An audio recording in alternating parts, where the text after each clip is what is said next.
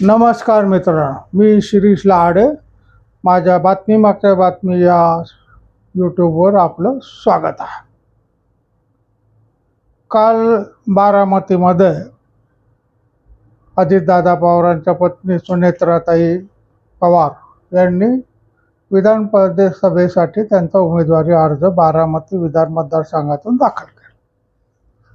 बहुतेकांना अपेक्षा होती की आता ते सगळे बिनविरोध होईल आणि सुनेत्राताई बिनविरोध निवडून येतील. पण मी जेव्हा महिनाभरापूर्वी एक व्हिडिओ केला त्याच्यामध्ये सांगितलं होतं की याच्यामध्ये शाळा होणार आहे. शरद पवार, सुप्रियाताई सुळे, रोहित पवार हे किती जरी गोड बोलले तरी ते सुनेत्राताईंना अडचणीत आणण्याचा प्रयत्न 100% करणार. आम्ही उमेदवार देत नाही अशी घोषणा करणार, पण दुसऱ्याला उमेदवार उभं करायला लावणार. हे त्यावेळेसच मी तुम्हाला ऑडिओमध्ये सांगितलेलं होतं. त्याच पद्धतीने राष्ट्रवादी काँग्रेस शरद पवार गटातर्फे त्यांनी जाहीर केलं की आम्ही काही उमेदवार देणार नाही. पण ज्या पक्षाची अजिबात ताकद नाही बारामतीमध्ये त्या काँग्रेस पक्षाने त्यांचा उमेदवार उभा केलेला आहे. आकाश मोरे म्हणून त्यांचं नाव आहे. आता गेली 40 वर्ष बारामतीमध्ये शरद पवार, अजित पवार यांच्या व्यतिरिक्त दुसरं कोणीही निवडून आलेलं नाही. त्याच्यामुळे तिथं काँग्रेसची संघटनाच उभी नाही आहे.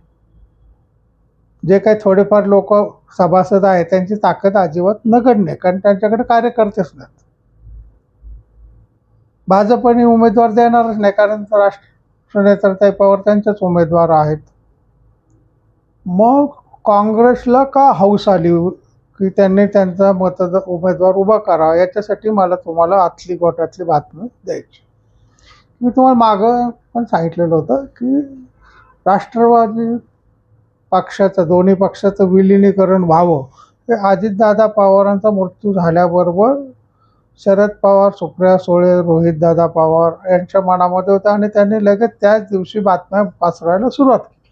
अजितदादांची अखेरची इच्छा होती, अमुक होतं. मग भावनिक आवाहन करून मग आता त्यांच्या लक्षात झालं की सगळा पक्ष आपल्या ताब्यात आलेला आहे. आपले 10 आमदार, अजितदादांचे 40 आमदार, असे 50 आमदारांचा आपला पक्ष होईल.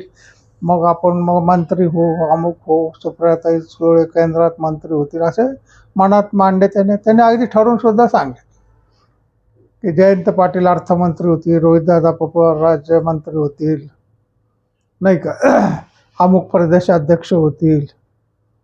सगळं ठरवून त्यांनी म्हणजे जाहीर सुद्धा करून टाकलं. जेव्हा सुनील तटकरे आणि प्रफुल्ल पटेल यांनी मुख्यमंत्री देवेंद्र फडणवीस यांची भेट घेतली आणि त्यांच्या कानावर घातलं, तिघांच्या मध्ये ठरलं की हा पक्ष जर शरद पवारांच्या ताब्यात गेला तर भाजपला त्याचा पण त्रास आहे आणि जे नेते आहेत फुटून बाहेर पडलेले त्यांना शरद पवार गट कसं वागवेल काही सांगता येत. त्याच्यामुळे त्यांनी तातडीने सुनेत्राताईंना अध्यक्ष केलं, उपमुख्यमंत्री केलं आणि विलिनीकरणाचा जो घाट घातला होता शरद पवार गटाने तो मोडकळला. आता त्याचा सूड उगवल्याशिवाय ते कसे राहतील?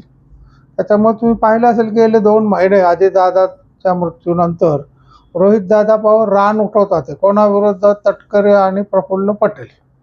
हे दोघं जण पक्ष चालवतात. या दोघांनीच अजितदादांच्या अपघाताला कारणीभूत आहेत, जेणेकरून राष्ट्रवादी अजितदादा पवारच्या गटामध्ये अस्वस्थता निर्माण व्हावी आणि त्या दोघांकडे संशयाने पाहिलं जावं.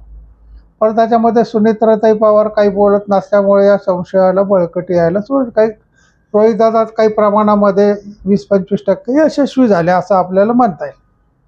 आता प्रश्न आला की निवडणूक व्हायची आहे. मग जर शरद पवार गटाला एवढं प्रेम आहे अजितदादांबद्दल, रोहितदादा पवारांना एवढं प्रेम आहे, तर सुनेत्राताई पवारांचा निवडणुकीचा फॉर्म भरताना हे तिघं एकही उपस्थित नाही आहे किंवा शरद पवार गटाचा एक नेता सुद्धा उपस्थित. तुमचा पाठिंबा आहे ना, सुनेत्राताई पवारांना तुमचा पाठिंबा आहे, मग फॉर्म भरताना तुम्ही उपस्थित का नाही? याचा अर्थ तुमचा पाठिंबा नाही आहे. तुम्ही लोकभीतीस्तव उमेदवार उभा केलेला नाही. की आपण उभा केला तर कदाचित जी सहानुभूती आहे सुनेत्राताई पवारांना या सहानुभूतीमुळं आपल्यावर लोकांचा रावश निर्माण होईल आणि पुढं सुप्रियाताई सुळेंना उभं राहायला लोकसभेच्या वेळेस त्याचा त्रास होईल. म्हणून त्यांनी उमेदवार उभा केला नाही, पण डाव टाकणे ज्याला म्हणतो, डाव खेळ, त्यांनी काँग्रेसला सांगितलं की तुमचा उमेदवार उभा करा, आमचे कार्यकर्ते आतून तुमचा प्रचार करते. आता जे उमेदवार उभे केलेले आहेत आकाश मोरे, त्यांच्याबद्दल सांगतो मी तुम्हाला की ते व्यवसाय आणि वकील आहेत, धनगर समाजाचे आहेत. बारामती विधानसभेचा जो एरिया आहे त्याच्यामध्ये धनगर समाजाचं प्राबल्य आहे. आकाश मोरेचे वडील हे विधान परिषदेवर पूर्वी आमदार होते, म्हणजे त्यांचं घराणं राजकीय घराणंच आहे. अजितदादांच्या पवाराच्या विरोधामध्ये सुद्धा एकदा 2014 जेव्हा सगळे पक्ष वेगवेगळे लढले तेव्हा हे आकाश मोरे अजितदादांच्या विरोधात लढले होते, तेव्हा त्यांना 4013 मतं पडले. म्हणजे काँग्रेसची संघटनाच नाही बारामतीमध्ये, जे काही थोडेफार त्यांच्या जवळचे नातेवाईकांची मतं पडली असतील तर 4013 मतं फक्त त्यांना पडले होते. मग तरी सुद्धा आता त्यांना विरोधात उभं करायचं कारण काय, तर शरद पवार गटाची खेळ. तर हे जे राजकारण चाललेलं आहे हे तुम्हाला काही लोकांना वाईट वाटतं. तुम्हाला रोहित पवार अजितदादांची चौकशी करतायत मृत्यूची, तर तुमच्या पोटात का दुखतं, तुम्हाला का वाईट वाटतं? वाईट वाटत प्रश्न नाही, सरकार चौकशी करतच आहे, पण त्याचे जे राजकारण खेळून इतरांना बदनाम करण्याचा जो संशय निर्माण करण्याचा त्यांचा खेळ आहे तो उघडकीला आणण्याचं फक्त मी काम केलं होतं.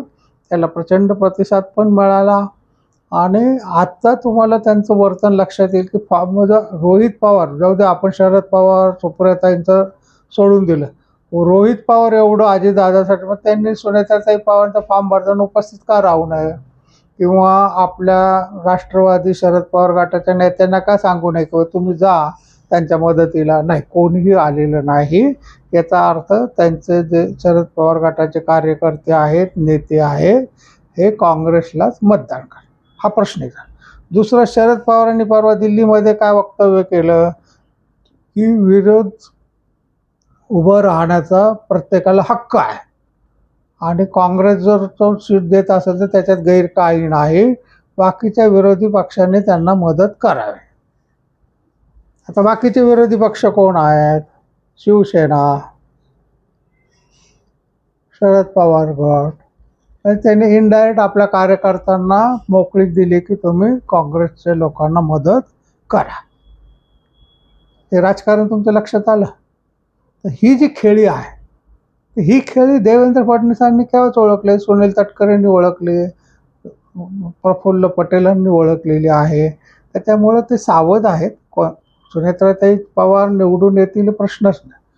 तिसरा महत्त्वाचा तुम्हाला सांगतो की यावेळेस 55 लोकांनी फॉर्म भरलेले आहेत सुनेत्राताईंच्या विरोधात. रेकॉर्ड आतापर्यंत मला बारामतीमध्ये दुसरं कोण निवडून येणार नाही हे ठरेल, तरी 55 लोक का उभे राहिले?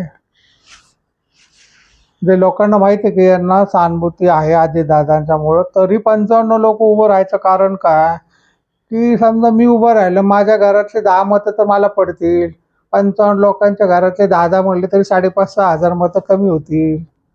त्याच्यातले काही लोक माघार घेतील हे नक्की, पण रेकॉर्ड ब्रेक लोकांना उभं करणारे मागं शक्ती कोण आहे, त्यांना डिपॉझिट भरायला देणारा कोण आहे, याचा अभ्यास झाला पाहिजे. हे जे घाणेरडं राजकारण खेळलं जातं ते लोकांच्या समोर आलं पाहिजे, एवढीच माझी इच्छा आहे. सुनेत्राताई पवारांना अश्रू अनावर झाले फॉर्म भरताना, त्यांना अजितदादांची आठवण झाली. देवेंद्र फडणवीस त्यांच्याबरोबर फॉर्म भरताना उपस्थित होते, मुलं उपस्थित होते. मुलं राजकीयदृष्ट्या परिपक्व नाही आहेत, सुनेत्राताई पण एकदम नव्या आहेत. जरी त्या धीराच्या असल्या तरी छक्के पंजे अजितदादा पवारांना जेवढे समजत होते, लोक ओळखण्याची ताकद होती, तेवढी ताकद सुनेत्राताईंना यायला थोडासा वेळ लागेल. त्याच्यामुळं सुनील तटकरे, प्रफुल्ल पटेल, देवेंद्र फडणवीस यांचा सल्ला घेऊन ते प्रत्येक पाऊल पुढे टाकतील. मग ते पक्ष चालू द्या ना, तुमच्या पोटात दुखायचं काय कारण? नवीन आलेला माणूस आपल्या सिनियर लोकांचा सल्ला घेणारच, त्याच्यामध्ये वाईट वाटायचं काय कारण? मग त्या पहिल्यापासून एक 10-12 वर्ष मंत्री आहेत, तर मग त्यांना आपण म्हणतो तुम्ही विचार सल्ला घेऊन. त्या एकदम नवख्या आहेत. सरकार पहिल्यांदा सरकारमध्येच आलेल्या आहेत. तर त्या त्यांच्या पक्षातल्या सिनियर लोकांचा सल्ला घेऊनच कारभार करणार. त्याच्यामध्ये लोकांना वाईट वाटत कारण नाही. वाईट वाटायचं फक्त एकच आहे, की गोड बोलून काटा काढणे, गोड बोलून पाठीत खंजीर खुपसणे, ही जी काही नेत्यांची सवय आहे ती तुमच्या डोळ्यासमोर आणणं मला कर्तव्य वाटलं म्हणून सांगितलं. आज आपण इथं थांबूया. माझ्या यूट्यूब चॅनलला सबस्क्राईब करा, लाईक करा, शेअर करा. एकदा सबस्क्राईब करायचं आहे, पुन्हा पुन्हा प्रत्येक वेळेस सबस्क्राईब करायचं नाही आहे. शेअर करा, तुमच्या व्हॉट्सअप ग्रुपला, फेसबुकला शेअर करा, इतर मित्रांना सुद्धा पाठवा. रामकृष्ण.